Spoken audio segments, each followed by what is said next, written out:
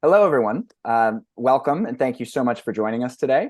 My name is Gordon LaForge. I am a senior policy analyst with New America.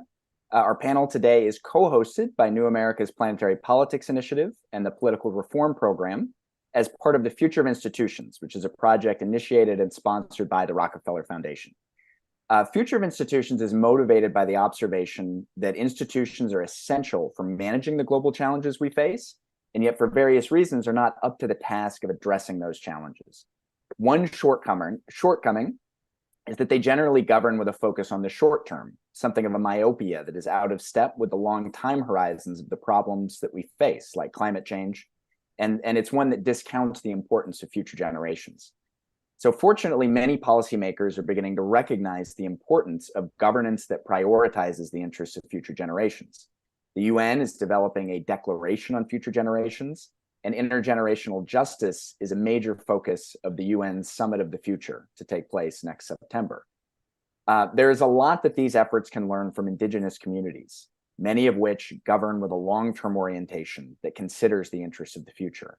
The New America did some work illustrating some of these approaches in communities in Mexico, India, and Indonesia in a collection of case studies titled Lessons from the Past to Govern for the Future. And this is also the focus of our panel here today. It's my pleasure and delight to have moderating our conversation here, Thomas Hale. He is professor of global public policy at the University of Oxford's Blavatnik School of Government. His research and work focuses on how we can effectively and fairly manage transnational problems. His latest book, which will be published next spring by Princeton University Press, is titled Long Problems: Climate Change and the Challenge of Governing Across Time, in which he details strategies for how we can shift our governance toward a longer-term orientation. So thank you all again for being here. And with no further ado, I'll turn things over to Tom. Thank you very much, Gordon, for the kind introduction, and thank you all for joining today. As Gordon said, our theme today is Governing for Future Generations, Lessons from Indigenous Communities. And I think it's really incontrovertible that today the world has a huge need, perhaps a greater need than really ever before, to think about how we, quote unquote, govern the future. If we look at issues like climate change or technology or demographic transitions or infrastructure or anything that matters for how societies are built, how we deliver a good society for all of us, we need to think about timescales in a much longer way than we have perhaps in the past. And we can all think about examples from our own lives and certainly from our public institutions where it seems like timescales are not matching the need that we have to think ahead. And so the UN and others, as what Gordon was saying, have begun to think about how we can begin to catalyze. And indeed, there's many examples of this work happening around the world in all kinds of countries to build better long-term governance practices across our institutions. And the Summit of the Future that will take place next year could be a real inflection point for how we as societies approach this question. And it sounds a bit like science fiction. This kind of idea of a summit of the future or governing the future. But actually, if you look around the world, there are so many good examples and practices to draw on. And indeed, many of them embedded in a wide range of indigenous traditions and practices and governance procedures that are already at the core of how many societies are governing these challenges today. And so we don't need to imagine the future so much as look more carefully at ourselves and around the world to see some really positive examples that actually need to be scaled up, need to be paid more attention to, need to be treated with the seriousness that they fully deserve. And as we look to this big global summit, it's actually critical perhaps to focus first on where we are today and where we have been, and with the broadest possible view of that question in order to really see how to proceed from here. So I'm delighted that we have a fantastic panel today to talk about these questions. I'm going to briefly introduce them, but I encourage you to read their bios in the screens below you. And then we'll get into a conversation. I'm looking forward to your questions, which we'll save plenty of time for as well. So I'll introduce people in reverse alphabetical order to make it a little more interesting, starting with Prashil Watene, who is the Peter Krause Associate Professor in Philosophy at Waitapa Waipapa Taumata Rao, the University of Auckland. And Crucial's research looks at fundamental questions in moral and political philosophy, particularly those related to well-being, development, and justice. We're also joined by Dina Gilio Whitaker, who is a lecturer of American Indian Studies at the California State University, San Marcos, and she's also policy director and senior research associate at the Center for World Indigenous Studies. Dina is an award-winning journalist. She also teaches courses on environmentalism, American Indians, traditional ecological knowledge, religion, and philosophy. Welcome, Dina. And finally, we're joined by Cecila Bungu, who is coordinator at the ILNA program in Kenya, a research affiliate with the Legal Priorities Project, and a visiting researcher at the Center for the Study of Existential Risk at the University of Cambridge. Cecil also serves as an advisor at the AI Futures Fellowship, a lecturer at Strathmore Law School in Nairobi. So Cecil, welcome to you as well.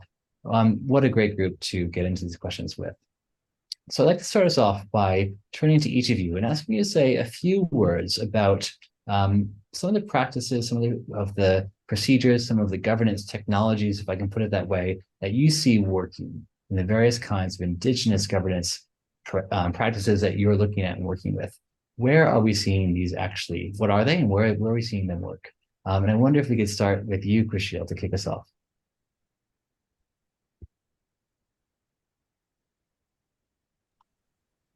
Kia ora, ngā mihi atu ki a tātou, i a tātou nei e noho kōrero ai I roto I tēnei hui. Ko kusho wātane tēnei e mihi atu nei he uri no Ngāti Manu, te hikatu Ngāti Whātua Rākei me Tonga. Thank you so much for the invitation. It's lovely to be here. So I'm dialing in from Tāmaki, which is Auckland in Aotearoa, New Zealand. But my communities are mainly, if you're familiar with New Zealand, the islands of Aotearoa, from the far north of those islands. So a place called Taitokero, which is from Auckland all the way up to the tip of the tail of the fish, as we call it. But also I have connections to the Pacific through to the islands of Tonga as well. So I just wanted to say, so in case people are not aware of this, when modern Aotearoa New Zealand was founded in 1840, what happened was a partnership between two cultures and two systems of law and morality was forged. And we call that Te Tiriti o Waitangi, or Te Tiriti. And so that document, that founding document, recognizes this to be the case. And so it promises to uphold the authority, the sovereignty, the ethics and laws of Māori, and it commits to a relationship of equal partnership between Māori chiefs. 500 Māori chiefs signed the Māori version of Te Tiriti and the British Crown. And so I think it's important to say first that the intentions of the treaty are significant for at least two reasons. Well, first, because Māori systems of law and morality and philosophy are grounded in quite different foundations, right, from our mainstream views. So they begin with the idea that all things are situated within, for instance, and influenced by and storied in and through a complex system of relationships. And these relationships are widely inclusive between humans, non-human animals, flora and fauna, natural entities such as, land and mountains and forested areas and waterways and such. And these relationships extend backwards and forwards in time in both physical and spiritual forms, right? So as well as across vast distances in space. So they try to include everything in the present, but also imagine ourselves as being part of communities that extend further in time than just the present too.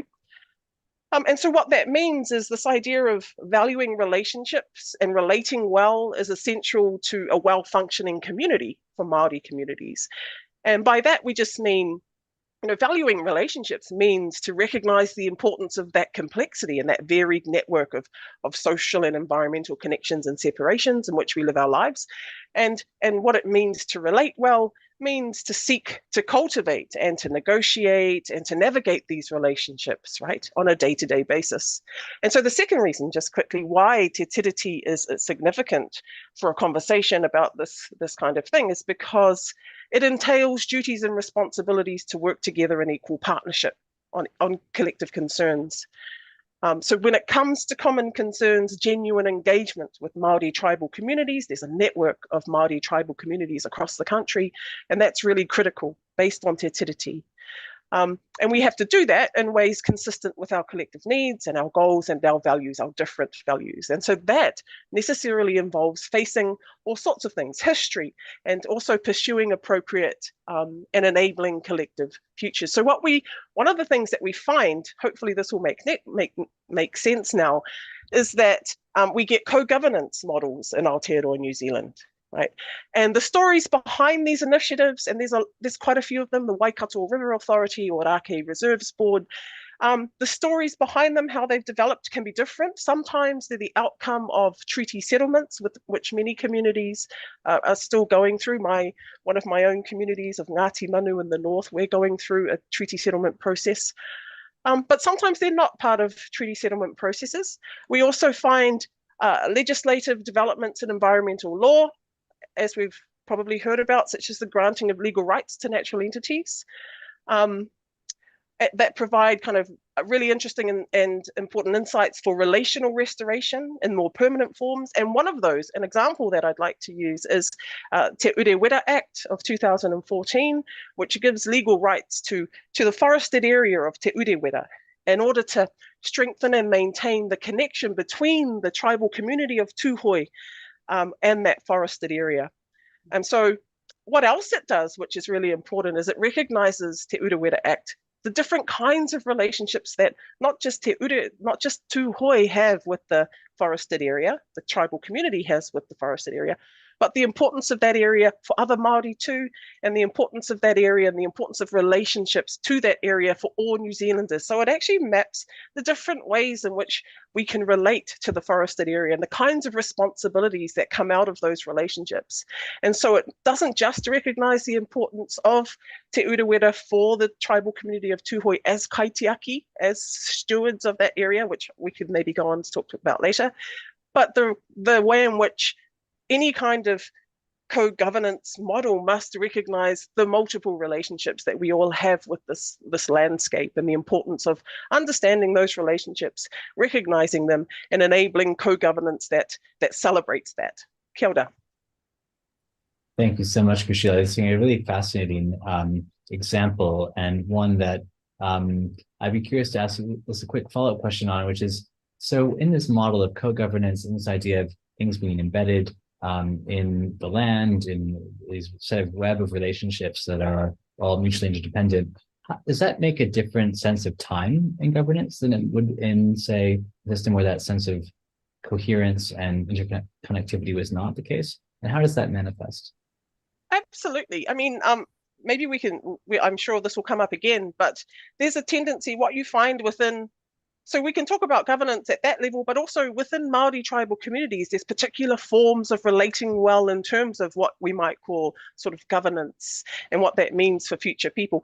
What you find are practices that actually do give you a different sense of time, because what they do is they bring the future closer to us, and that's their purpose.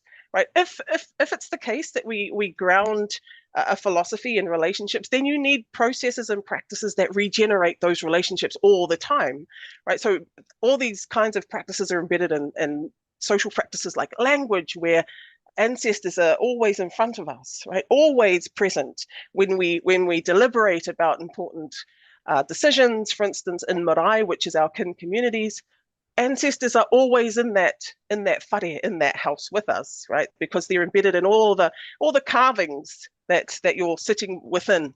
The house itself is known as our ancestor, right? So there's ways in which, really wonderful ways in which the environment too is talked about as ancestors, so that the ancestors are always ever present, and that gives you a different sense of time, a different sense of existing in the present and what that means, right?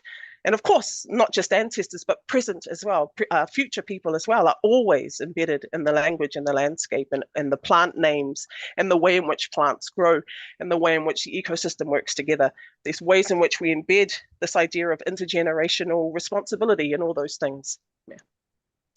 Yeah, and I think it's really fascinating to think about how, when you take nature seriously, take a forest seriously, take a river seriously, you have to also take seriously its time scale, which might be a bit longer than, say, the election cycle or the quarterly report or even a human lifespan. And that inherently alters the kind of scales we're thinking about and prioritizing. Yeah, fascinating. Gina, I wonder if we could turn to you next, and come back to the same question of, in your work and what you are working, like in the communities you're working with and with the areas of policy you're engaged in, where are you seeing really good examples of where future generations or a kind of broader consideration of time is coming to the fore, and what can we learn from it? Yes, why Pisnaxiok, Isqueeztina Julia Whitaker. And I'm coming to you from the homelands, the unceded and traditional territories of the Ahashiman Nation, Wanenyo Band of Mission Indians. But my own ancestry is in the Okanagan Band of the Colville Confederated Tribes, which is in Washington State. And so, but I'm here in Southern California, which is where I was born and raised. So, I wanted to just kind of point back to what Crucial was talking about, which, has so many parallels in American Indian thought, in American Indian epistemologies and ontologies. And that's what we're talking about here, these very different knowledge systems and ways of knowing the world. And so there's this is what's so interesting and important about Indigenous knowledge.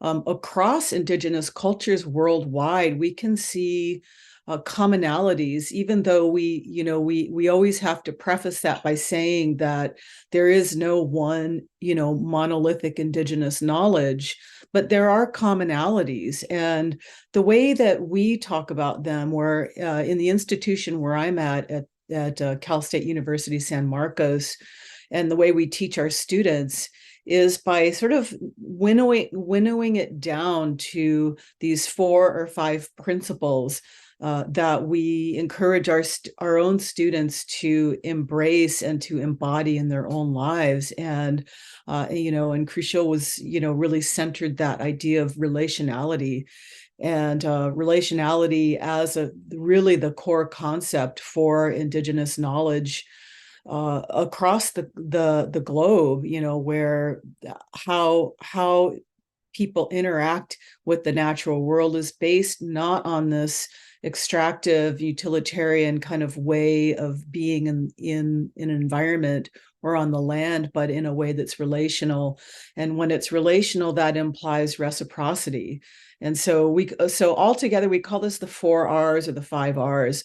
Relationality, reciprocity, and then once you recognize those ideas, it invokes the concept of responsibility. So you have responsibility within those relationships, and then that also cultivates respect, or it requires respect, and even results in a sense of reverence for the world. So it's not a religious concept, especially or particularly, but it's really a spiritual precept, this idea of reverence. And it's something that results from these other actions or orientations to the world. So when we have a worldview that centers these principles and values, then automatically you are inhabiting a space where you are accountable for future generations. And so we can see this really clearly. Of course, in the US, there are more than 500 tribal nations. And so you have at least as many ways of talking about these things and frameworks for it. But one of the most prevalent and probably most well-known is something that we call the 7 generations principle. And that comes directly from especially the Haudenosaunee people, the Iroquois Confederacy, who have embedded these policies in their own political practices and governance systems for at least 1,000 years. And we know that from their oral traditions and what they call the Great Law of Peace, and I can never say it in their word. They have a term for it, but it's a Haudenosaunee term that I can't pronounce. But the Great Law of Peace, and this Great Law of Peace is really what created the model for kind of Confederate form of governance that we see in the U.S. today, but it's preceded by the Iroquois way of governing through the creation of these confederacies that at the same time maintain autonomy for each of the individual nations.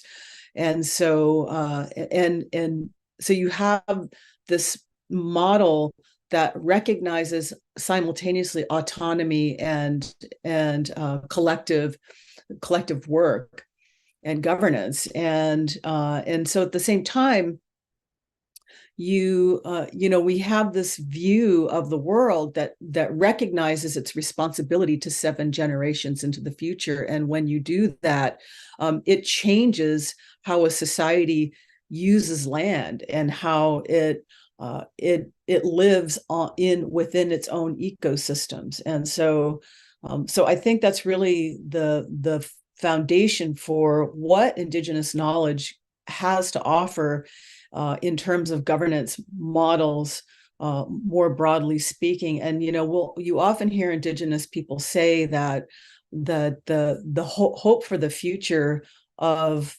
humanity in this time of existential crisis, this hope lies in Indigenous thought and Indigenous worldviews. And so that's really what they're talking about. It's not about taking Indigenous perspectives or Indigenous religions or cultures and appropriating them, but it's recognizing that there are these very different approaches to reality and to life that all humans can embody and can build into governance systems that create the possibility for long-term sustainability. But they require really hard conversations and really hard questions about how the modern world is constructed. And, here, of course, we're talking about an epistemological and ontological view of land as being of service to humans in this very extractive way. That's really what capitalism, the capitalist state system that we live with now, that's what it's built on. We don't think about long-term sustainability. We have entire economies based on the endless exploitation of the natural world, and that's what's gotten us to the precipice of our very own existence. And so it's not a popular conversation. We're not really allowed to have that conversation in our mainstream narratives, even in conservation spaces, and so we have these buzz terms of sustainability and there's all this greenwashing that goes with it. But there's always this imperative to make capitalism somehow sustainable. And I think the hard conversation, or one of the hardest conversation is that really possible? And we have to be willing to ask those questions and answer them in really honest ways if we're to think about what long-term sustainable governance looks like, going forward, with the view toward future generations. So that said, I think that there are ways that people are trying to do that. I'm seeing it being exercised in, there's being in the US anyway, a greater respect being paid to Indigenous knowledge. Our current administration has issued some very strong policy statements and embedded them in some of their own practices that center and prioritize Indigenous knowledge in land management regimes. And I think that's really hopeful. I think it's similar to what Crucial's talking about co-governance in Aotearoa. And then also in conservation organizations, I'm seeing a growing appreciation for it. Although I am concerned about how conservation is happening globally in what's now being called fortress conservation. And I think we need to name that and to say that there are, a lot of human rights abuses happening in the name of conservation. And of course, this is a model that was exported. It was from the United States. But within the United States, I see hopeful signs about a paradigm shift, and that's really what we're talking about here, is about how human societies need that paradigm shift moving forward. So I'll stop there. Thank you, Dina. That's I really like the clarity of how you express these 5 R's. It sounds almost trite when you put it so in a list of numbers, but it's exactly how you make an idea clear and powerful. So thank you for that, and I will remember that one and repeat it with attribution if I may. Can I just ask you for one quick follow-up question, which is, I really like your idea of how you, by reframing your epistemology in this way, you really get to a different result. And it sounds so persuasive. I wonder if there's an example where you've seen it work at an individual level or a community level, where by taking, if I can put it as you put it, if someone's out of the kind of framing that we mostly find ourselves in capitalist society, and instead using the framing of the 5 R's or the this other one, you've seen a person change their mind, or you've seen a community get to a different outcome they would have otherwise, or where you've kind of seen that happen in a very kind of immediate and practical way. Anything come to mind there? I think, outside of Indigenous communities, I think probably the closest thing I'm seeing is, again, what Crucial was referring to in terms of rights of nature frameworks. We're seeing people struggle with that in the US. I think Aotearoa is a little bit further along with that. In the US, there are, novel legal approaches to testing, what rights of nature frameworks can do for communities wanting to change their relationship to the natural world and stop, really toxic extractive industry. It's been, largely unsuccessful, I would say, although I think there are probably little pockets of success here and there.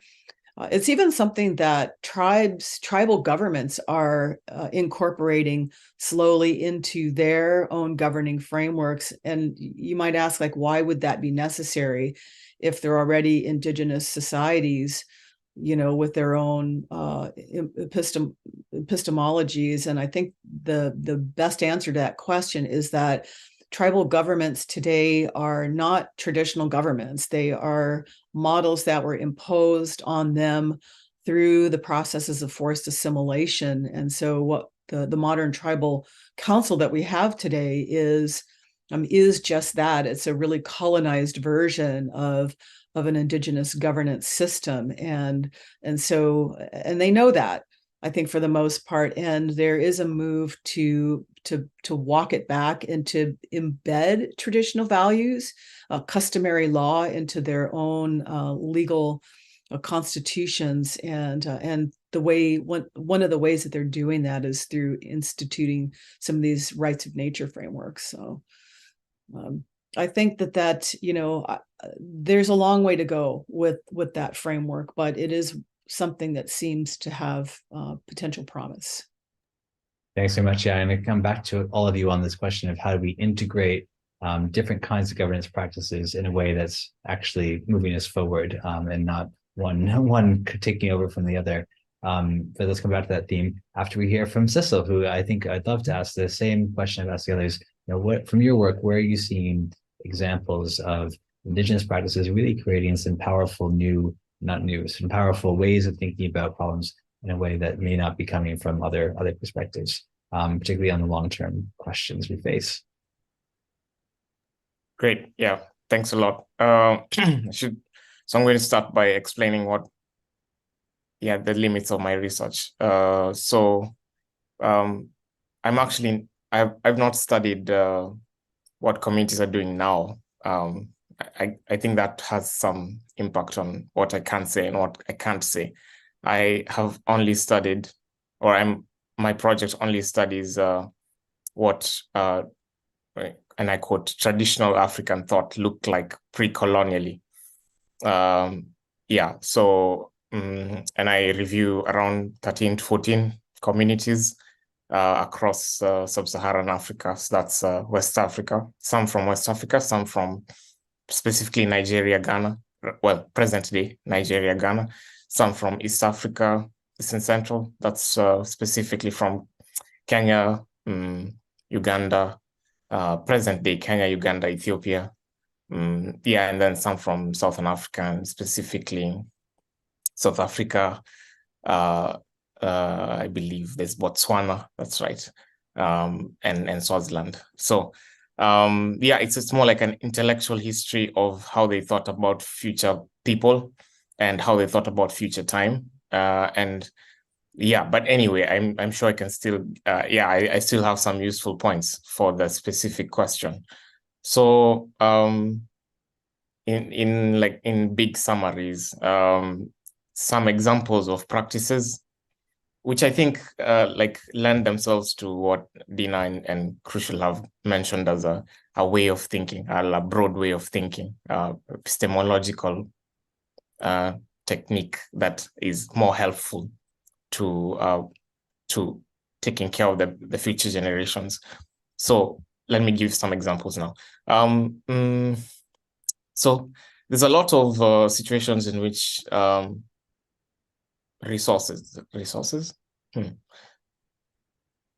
stuff is not consumed to totality, sort of is not extracted or consumed to totality, and instead some nucleus of that is left for the benefit of the future time or future generations. So I've seen that with, for example, cattle. So in terms of taking cattle, instead of taking all the cattle, you leave some cattle. And then I've seen it in terms of bulbs. So like onions among the hunter-gatherers in Southern Africa, leaving some for future generations to also benefit. Another example is, so land is a big deal. So resources like land are not seen. This is essentially a replication of what Dina has said. Resources like land are not seen as an asset that ought to be used primarily for our benefit. Instead, they're seen as it's almost like they're one with the land. The person is one with the land, but you're a trustee of the land, seeing as you will not be the last in the line, almost certainly. And to some degree, the land itself has spiritual, has something, is deeper than just an asset. Has something deeper to it than just being an asset to serve your ends. So so that definitely changes the relationship of people with the land. And instead of, for example, farming it to the limits, they're more careful with how hard they till it. They preserve some certain trees are like particularly special and they're never touched, and so on and so forth. So that's a very common example. The land questions. That's an extremely common example. Another one is this is more like this is more like two ways of thinking now. So in totality, there's this sense of being wholesomely concerned with the kinds of lives the future generations will live. So that I got that from evidence for example, in West Africa, many communities where artifacts are preserved to be passed on to the future generations because they were believed to have certain spiritual powers and so on. So it's not just that they're concerned with will they survive or will they survive economically. They also concerned with the other aspects of their lives. And I thought that's quite unique, a bit different from even how many of us think about future generations today. The ones, people who care about them. And finally, seeing your life as consequential to how future generations will live theirs. So many people then saw their lives as being consequential to how future generations will be able to live theirs. Yeah, so I'm going to stop there. Yeah. Fantastic. Thank you so much, Cecil. I think the ideas on, leaving, not taking everything, thinking about land as an inheritance for others, thinking about the impact of your life on future generations, being concerned with them, saving things for them, whether they be some of that land or whether they be something like a spiritual artifact of great importance. These are all really interesting signals. And I'm really struck at some of the commonalities as you've all been talking to across these ideas, and indeed commonalities perhaps with sort of the moral intuitions that humans tend to have on many of these questions, but also the disconnect between those moral intuitions and the society in which we live today, where all too often those seem to be at odds.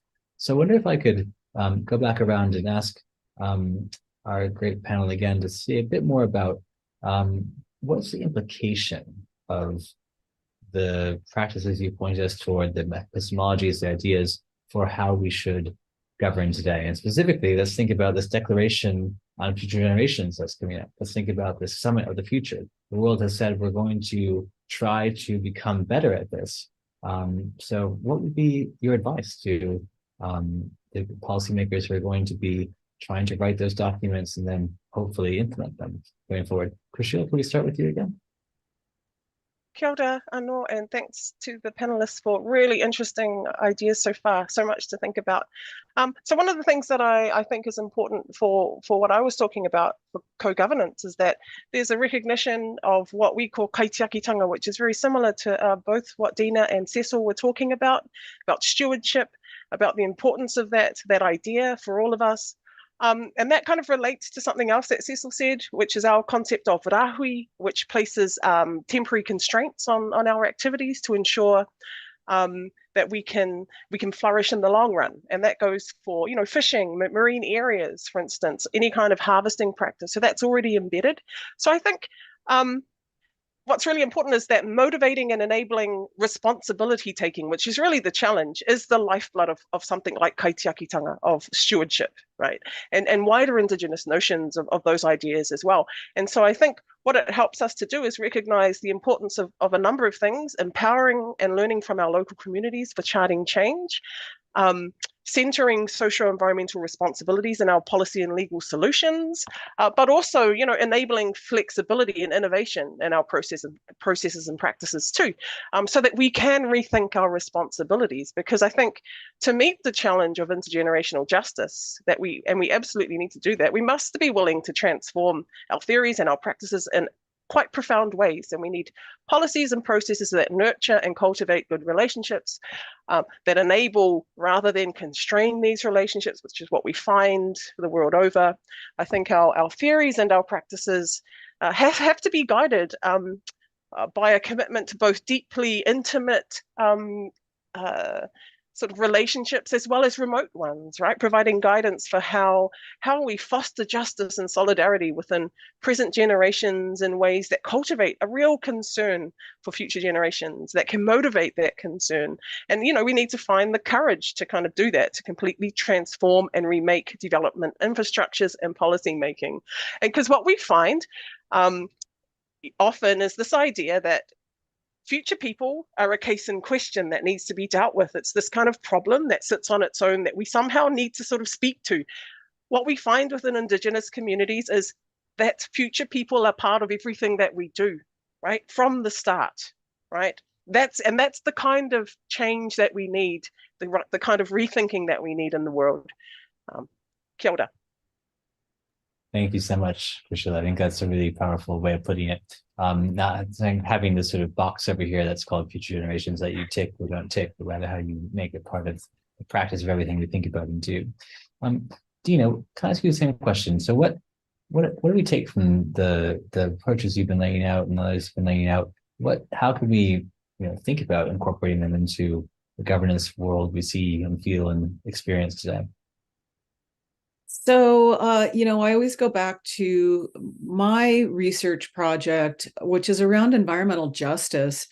And in the way that I talk about it in the context of the US is that there has to be a process of accountability, and we can talk about all we want about future generations and what we need to do to change our governance structures and all of that, but there has to be a process for accounting for these histories, these colonial histories that so many Indigenous people are still constrained by. So these domestic systems of domestic law that subjugate Indigenous people in ways that are non-consensual.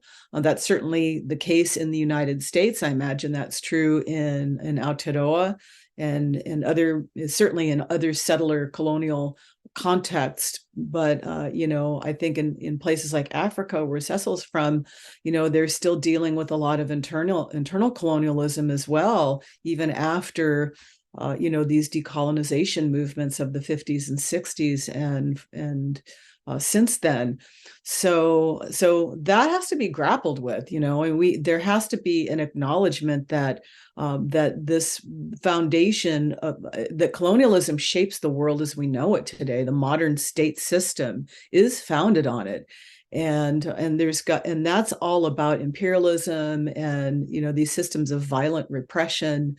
And we cannot effectively think about future generations and hope for a more sustainable future until that's honestly grappled with. And we have nothing internationally. We have no framework for that. We have the United Nations Declaration on the Rights of Indigenous People, but that's not a treaty and it has no force of law. There's not even a mechanism for implementation or enforcement. So, I think that that's a really important piece of it. How do we get there? How do the nations, the states, the modern state system have that conversation and get beyond feeling threatened by Indigenous people? Because that's really the obstacle. We had, what was it? Dozens of, 11 states that abstained from the vote in 2007. And we had, of course, 4 that voted no, Canada, Australia, New Zealand, and Australia. They have all since endorsed it. But in the case of the US, it was endorsed with a list of disclaimers saying that, yes, we endorse it as long as, it adheres to domestic law. And of course, domestic law is the problem. So it's disingenuous at best. And there has to be a process for moving through that. You can't get from point A to point Z, going from here to this, these systems of governance that take future generations into account and center them without taking into account all the stuff in between. So, we have to have that conversation. I think it's a really important point, Dina, and I think there's maybe some kind of irony, perhaps, in the fact that we're now seeing this conversation around need for better governance of future generations because of challenges like climate change or technological changes that, if I can put it this way, sort of contemporary states are grappling for solutions to these problems that they're not quite built. They weren't designed to think about a problem that spans 1,000 years, right? They're designed for other purposes. And so there's a bit of an irony, isn't there, of them now looking to some of the governance practices and community traditions and epistemologies, as you say, that they've displaced to find some solutions there. And so I think grappling with that in an authentic way needs to certainly be part of that irony, but also maybe some humility to think about how do we draw what we know together as a whole people, as a whole society, and try to build something better for the future that's going to look different from the past. But that's a really interesting moment here. And I wonder if there's a chance for this summit of the future to be a place where some of that conversation begins to advance. So there should be. Mm-hmm. If there's not, then I see that as a shortcoming. Yeah, it'd certainly be.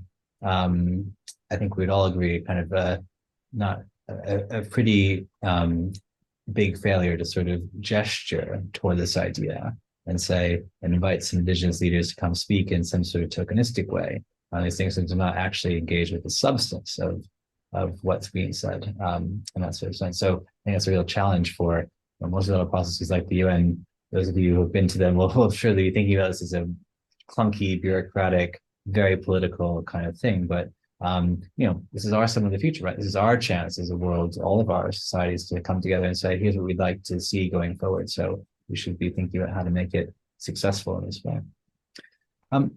So can I come to you next? So we're thinking about this question of how to reflect on the practices that we've been talking about and sort of incorporate them or remake the institutions we actually face based on them.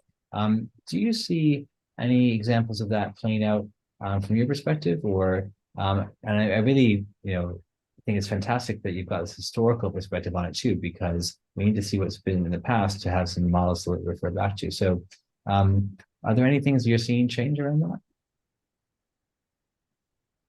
Yes. I guess this is a question about implications for this SOTF. And so my sense is, I don't want to repeat what's been said. I completely agree with what's been said already by both Crucial and Dina. So I don't want to go through that again. But I'd like to highlight two particular things. I think first, well, obviously, useful ideas and knowledge for the agenda can come from anywhere. I think that's one really important thing, and so I think it would be great to have an agenda that is based off of some serious effort, I suppose, to collect useful ideas from everybody, or as many people as possible from across the world. More importantly, I think the responsibility. Okay, so the responsibility question is more difficult. So presumably, we want an agenda that sets out certain responsibilities, certain presses the case that we need to do certain things, whatever we call them. But the world looks very different from the world that the people I'm studying lived through. So I think the effort next year would be pointless if it doesn't respond to the responsibility question, because I listened to the member states, the representatives of the member states in one session, which I had the privilege to join. And the G77 were all pretty much aligned that this is taking away from our development agenda, and they don't like that story very much. I think, well, same thing with the climate change story, right? Common but differentiated responsibilities. I think, given the history of where we are, these countries, many of these people, they didn't sign up to be hyper-capitalists. They were forced to join the system because they needed to pay hard tax, for example, the people I'm studying. So I think it's impossible to make any serious progress unless the responsibility question and who bears more responsibility and how the whole thing will work, given the development expectations of the countries, people from the countries I'm studying have. I think that just has to be addressed one way or another, and so that will require lots of courage from everybody involved. Lots of courage, lots of uncomfortable conversations, but I can't see how we make any serious progress without that. And finally, I think other than that, I think we can get a sense of, from a messaging perspective, I think using talking about Indigenous communities and what they were doing is a useful way to center the possibilities, or what we want to do as a continuity that's breaking from a discontinuity that's gone on for many years, but now going back to our roots. I found that people in a strange way feel more at peace when they are in alignment with their ancestors with what their ancestors were doing. No wonder historical arguments are used so effectively like that. And so maybe from a perspective of convincing people to care more, this might be going back to what indigenous communities were doing might be a very powerful way to convince them that it would be aligning with your ancestors. Yeah. So that's what I think. Thank you. Thank you, Cecil. I think the point you make on the politics around the summit next year is very apt. It'd be there might be a version of this, if you imagine, where this sort of some of the future says, okay, in the future we're going to have to do this and this and this. And these are things we should care about, and here's how we could work together to make that possible. But obviously, for future generations, the first and most important, perhaps, down payment on the future going forward should be, say, delivering the Sustainable Development Goals in every country in the world by 2030, and then building from there. And the sort of longstanding idea in the UN around sustainable development as meeting the needs of current generations without compromising the needs of future generations is, sort of sums up exactly the challenge. And if you think only too much about one half of that equation, you're kind of doing violence to this principle in a very clear way. And as you point out very clearly, not doing it in a even-handed way, doing it in exactly the way that reinforces the historical injustices of the past. And so that has to be part of this conversation. I wonder, and we're going to turn to questions from the audience in a moment. So please, audience, do keep the questions flowing in. But I'm really wondering how we use this moment effectively, given that, okay, it's a UN summit, right? It's a declaration. It's not going to, in the blink of a snap of a finger, change everything. But I'm struck that many of you have pointed to what part of what needs to change, at least maybe the biggest part, is a bit of a mindset change, a bit of a normative change, or a sort of reestablishment of some principles that could become operationalized in law, perhaps, like the examples we were giving of rights for nature and et cetera. But actually, it's really part of this bigger shift. And actually, that's maybe where a declaration, like looking back to the previous declarations, human rights, et cetera, could actually be a useful tool in trying to provoke something, maybe not tomorrow, maybe not the next day, but over time that could solidify. So maybe there's something bigger there we could reach toward. Happy to take any quick reactions to it, but in the meantime, I'll also ask the fantastic team here at New America to begin feeding questions through so we can get some of them into the room as well. While we're just waiting for this to come up, any thoughts on that big proposition? Is the declaration the tool to change our minds?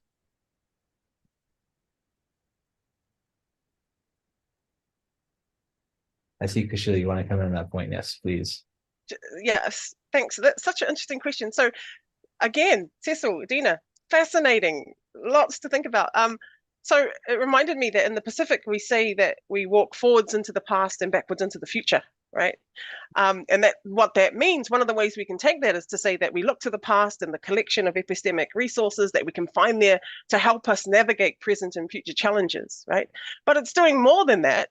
That's because when we look to the past, we're forced to situate ourselves not only to recognize the history and the injustice, which Dina talked about. We're absolutely forced to do that, but we're also forced to situate ourselves as part of an intergenerational community, right? We have to we see ourselves as part of a much bigger story and journey, and that's what inspires us to recognize and imagine relationships far beyond our own temporally and spatially bound lives, right? That our community is so much bigger.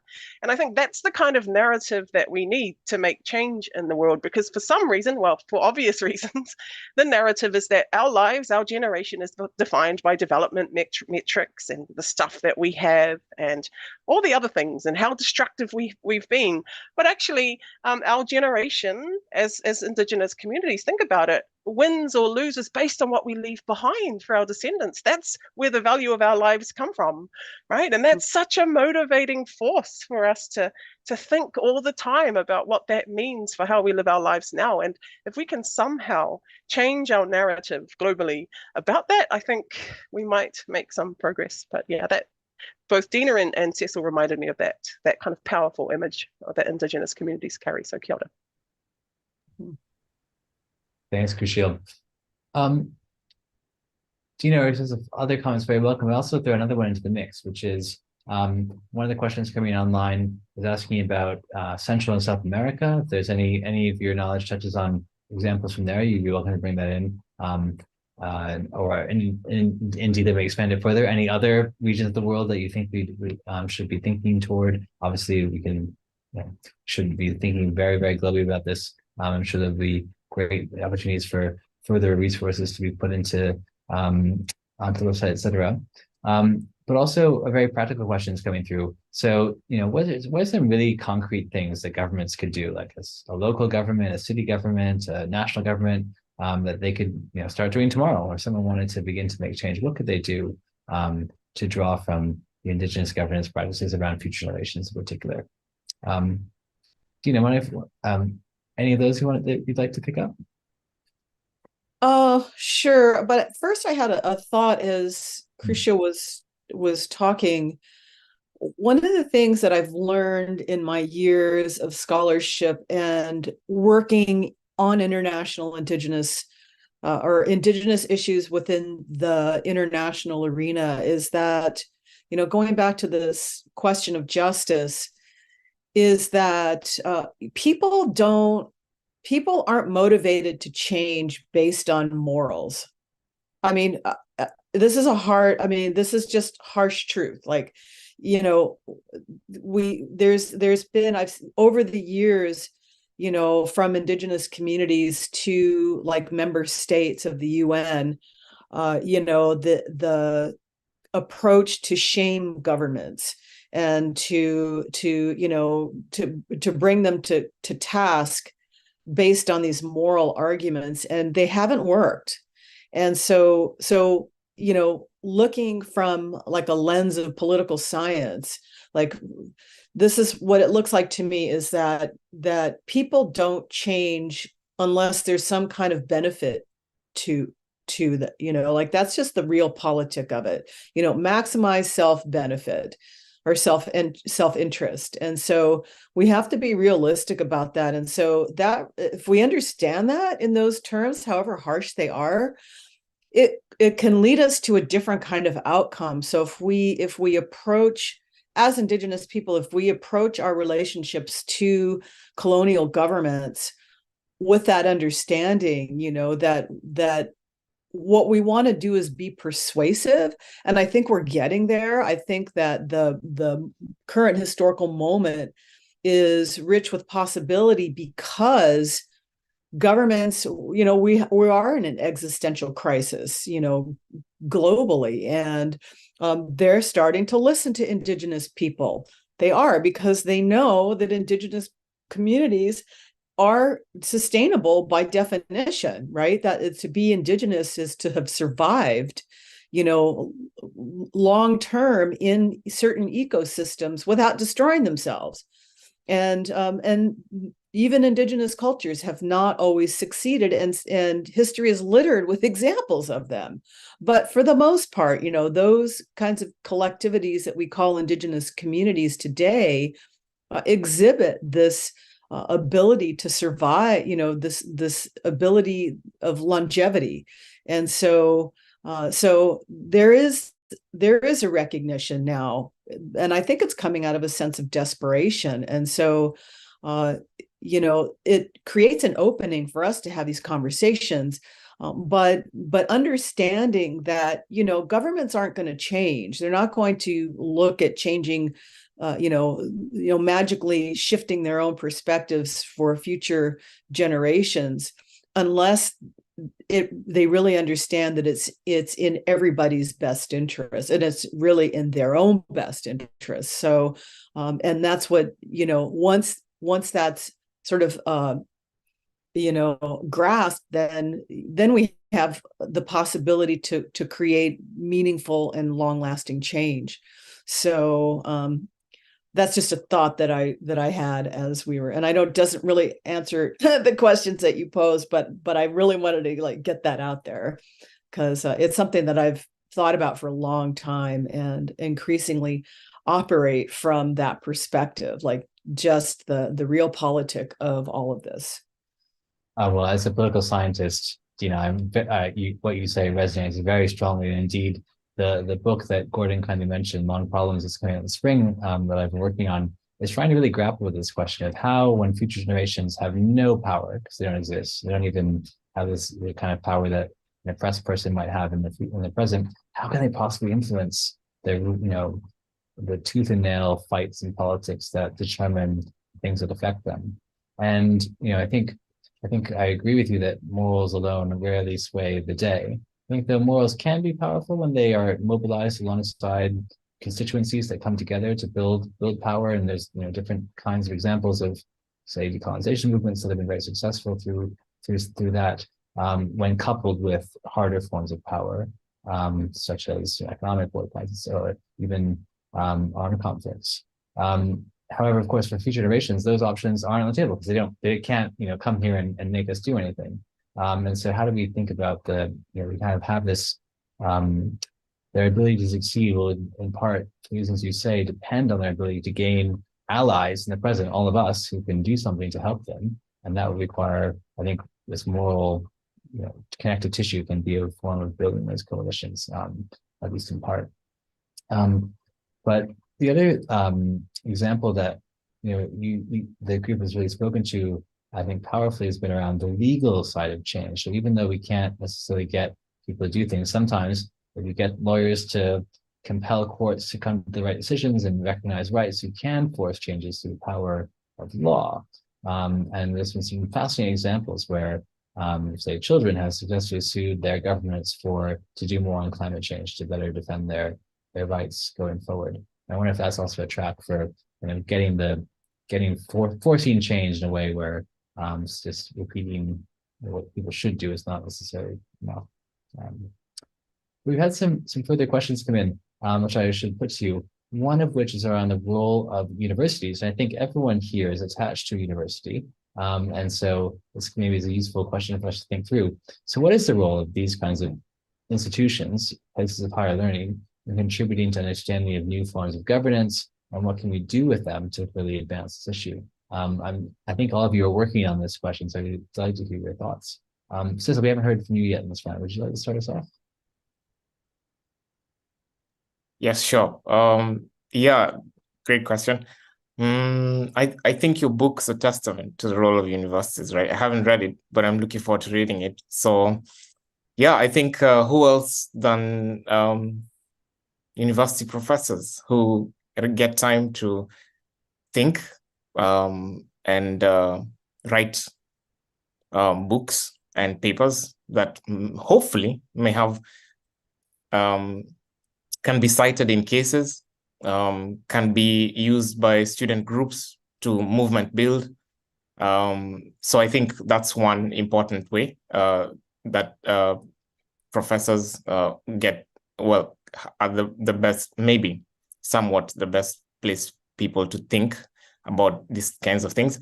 I also think student groups, universities provide a very good ground to build movements that can have a very big impact on the cultural moment. So I think if I think about the animal welfare movement, for instance, a lot of it is a lot of the people who end up pushing hard are inspired by Singer's work, and this is in and university groups specifically, and this is true for many other moral movements about specific issues. So yeah, I think universities are a terrific place for this to happen, both formally and informally. Obviously, you could argue about the institution itself and how it can help in terms of the leadership, or I guess the people who make the big decisions and how they can help. But I suspect that's a bit of a more complicated issue than that. It's a very good place to also get good outcomes. So I'll just respond with those two specific examples. Yeah. Thanks, Cecil. Should we come to you on this question of universities? Anything you see us needing to do next? So yeah, that's a great question. So I think there's two things I want to say about this. So one of the obvious things is I think universities need to change themselves too, because often they're actually driving the kind of ontologies that we're trying to say we need to change. I think they can do quite a lot of work to try and cultivate this ability in students in the next generation to kind of be comfortable in different worlds, for instance, so that there's more kind of openness to kind of not necessarily leaving your own ontology at home, but actually, you know, being comfortable sitting in a different kind of ontology. And so trying to develop, as lots of Indigenous scholars have done, different kinds of epistemic kind of tools and ethical frameworks that can enable that kind of sort of world traveling, if you want to call it that. But also, I think the university is only one part of the story. Often conversations like this one, if I can say this, are all between sort of professors and policymakers, right? That's where the conversation happens. And we need to do more to bring activists and practitioners and local communities in. And the university really has a role in doing that. Often communities are still absent from university work, not all of it, but a lot of it. And so we need to reconnect this kind of epistemic infrastructure so that we all get to have a say about the future, and we all get to have a say about how we should be educating the next generation. So, kia ora. Thank you for sharing. It's a fantastic point on where our limits are as institutions and where we need to expand them if we want to really change the ontologies that we're engaged in. Dina, thoughts on universities, but also just noticing the time. I'm going to ask all of us, our panelists, for a final reflection or any further final reflections they might have. So Dina, feel free to add anything beyond that's been in your mind you haven't had a chance to say yet, alongside any thoughts on universities. Yeah, I would echo what Crucial just said, and it was exactly what I was thinking about the role of community engagement in the university setting, and I think that's a really important part. Like, you know, community engaged research and community based participatory research is really important, and it's really the work that I do. I'm not a career academic at all. I'm just a contingent employee. I teach very part-time. Most of my work is in community, but I bring all of that together intentionally in the work that I do. And that's really part of my philosophy to teaching, is to highlight the work that I'm doing and to model that for my students. And, we have, I think there's lip service, certainly at the university I teach at, lip service about community engagement and that kind of stuff. But like they say that they value it, and I'm sure that they do. But it's the sad thing is that I don't often see it in my colleagues, and that's the hard part. Yeah, thank you, Ian. I think just to add on this conversation on universities, seeing a university like this one, which has something like 900 years of history, we've had some really low points in relationships between the university and society. For example, when there was armed conflict between the students and people living in the town of Oxford, so much so that several of the faculty fled and created a new university at the time over in a place called Cambridge, which then became the one where CISL is now attached. So, universities have a checkered history here, is my point. And that's maybe a good opportunity for us to reflect on. I do think there's also what you said about thinking about being a space where ideas can change and grow and where people can come together around new ideas is a really powerful role. And that's a great responsibility for us as we think about the governance systems and the broader sense that will be necessary to help humans navigate the world we've now built for ourselves and the one we're going to have to think about how to navigate going forward. I know we're dangerously close to the end of our time, so I want to thank all the work that's gone into organizing this event, but want to make sure I'm not closing off any final thoughts that Crucial, Cecil, or Dina have to share with the audience today. Any final points you wanted to bring in? Yeah, can I just say something really quick? So 2 days ago, I've been at a conference where people are thinking about deep time. So how think about the long term. And one really provocative and interesting paper was about how we're framing it excessively as a spiritual experience that is necessary before we take action, and that's problematic in its own way. And maybe what we need is to focus instead on just specific actions that can be taken, and less on the whole thinking differently, etc., etc. Yeah, I just thought it was really provocative and interesting, and yeah.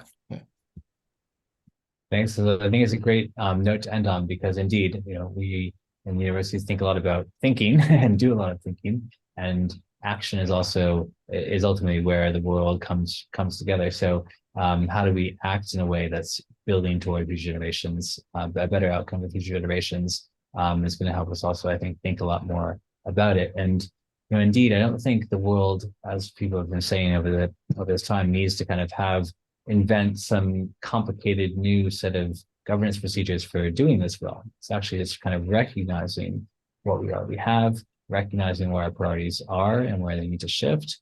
And probably there will be some changes we need to make in governance systems. Indeed, doubtless many of them, but it's not rocket science. It's something we know how to do. Indeed, we have many great examples, as we've been talking throughout the last several minutes, on what those look like and what they could look like. So I think that's a really helpful starting point, because it's not impossible. It's actually something we're already doing. We already know how to do. We just need to do it. And so I like the idea to end with action, because we know what to do. Thank you, Dina. Thank you, Cecily. Thank you, Kushil, for your fantastic comments. Thank you, audience members, for your great questions and for your attention. And thank you so much to Gordon and Sarah and New America, and Alex at New America, for helping us come together, and for everyone else who might be listening to this and thinking about how you can act too. So wonderful conversation. Thanks all again. Look forward to seeing how this issue develops as you get to the Summit of the Future and beyond. Have a great day.